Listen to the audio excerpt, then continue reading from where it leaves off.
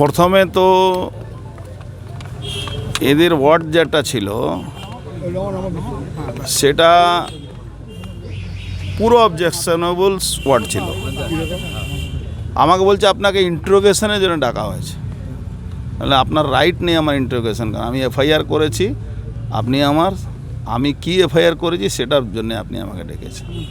দ্বিতীয় কথা হলো এদেরকে এরা সব পুরো সেট আপ আছে, টাইম 8 মাস পরে এদের টাইম মনে হচ্ছে। 8 মাস পরে এরা জানতে চাইছে কি আপনাকে কে বলেছিল, কিভাবে আপনি ভিডিও পেয়েছেন, থানাকে দিয়েছেন, এটা কি সম্ভব?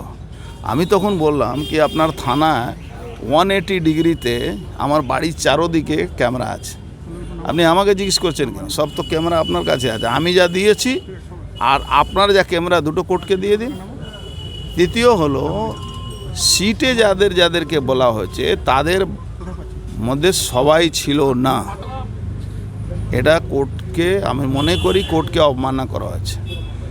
আমার সঙ্গে যে কথা বলা হবে, আমার যে এফআইআরের ব্যাপারে জানা হবে, তো সিটের লোক থাকবে, আইও ছিল, বাট আরও 2-3 জন যারা বসেছিল তারা ছিল।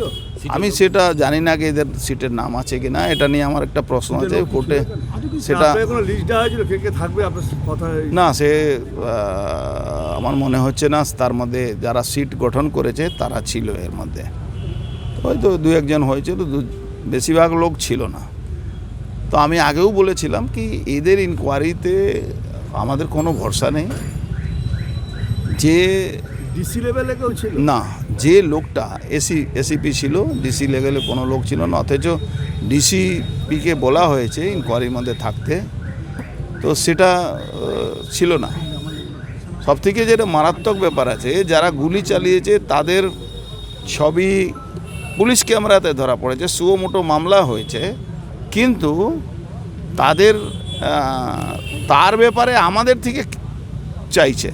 আমরা বললাম আমরা তো পাবলিক ডোমেনের থেকে অনেকটা পেয়েছি, সেটা পাবলিক ডোমেনে আমরা ছেড়ে দিয়েছি, সবাই দেখেছে, পুলিশও পালাচ্ছে ওখানে, এদের অত্যাচারে গুন্ডারা ওখানে বদমাশি করছে, সব দেখেছে। হচ্ছে কি এই তদন্ত আদৌ কি সত্যি কিছু হবে আশা? না না না না, এই তদন্তের কোনো আশা নেই, সব আইওয়াস আছে। কোর্ট যেহেতু স্ট্রাকচার দিয়েছে কি আপনাকে এটা করতে হবে, তার জন্য এটা ওটা বলা যায়, কি বলা যায়, ওই কোরম পুরা করছে।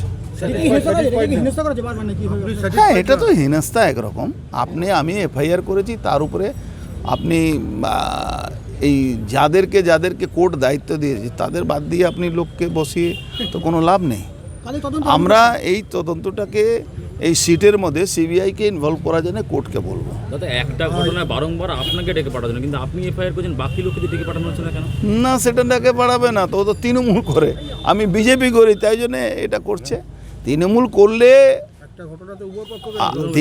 করলে 7 খুন মাপ আছে, আর বিজেপি করলে আপনি পিঁপড়ে দিকেও তাকালে আপনার নামে এফআইআর হবে। একাধিক পুলিশের ক্যামেরা থাকা সত্ত্বেও আপনার থেকে জানতে প্রায় 40-45টা ক্যামেরা আছে ওখানে, আর তার মধ্যে সব দামি দামি ক্যামেরা আছে, 180 ডিগ্রিতে অডিও ভার্সান আছে ওখানে। আর তারপরে আমাদেরকে জিজ্ঞেস করছে কি আপনাকে কে ভিডিওটা দিয়েছে, আমাকে কে ভিডিও দিয়েছে। সুপ্রিম কোর্টও বলেছে কি কোনো সূত্রের ব্যাপারে কেউ কোনো ডিসক্লোজ করা যায় না। আমি কেন বলতে যাব? তার কালকে মার্ডার হয়ে যাবে, ওর কে বলবে? উনি বাঁচাবেন?